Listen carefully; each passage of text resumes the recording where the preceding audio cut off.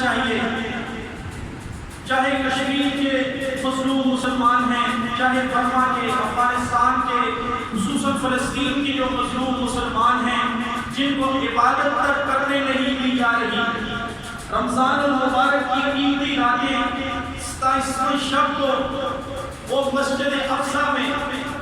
اپنی مقدس عبادات کر رہے ہیں، اور کفار اور یہودی ظالموں نے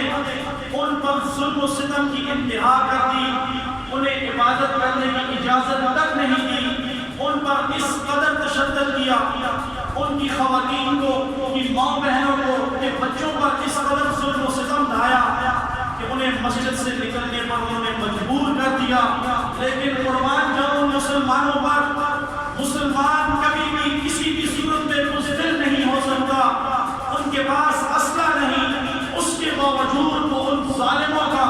مقابلہ کر رہے ہیں۔ وہ مجھے اور آپ کو آواز دے رہے ہیں کہ ہم ان کی مدد کو جائیں۔ میرے بھائیوں، جب تک ہم مسلمانوں کی مدد کرنے کے لیے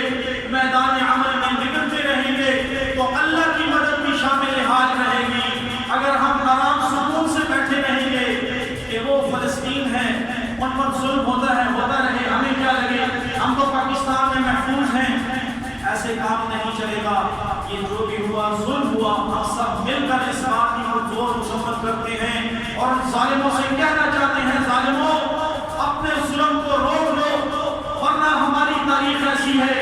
کہ 313 رسول اللہ صلی اللہ علیہ وسلم کے پیارے صحابہ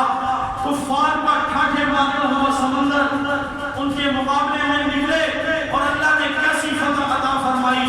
اب جب ہم سب کے سب مسلمان ایک ہو کر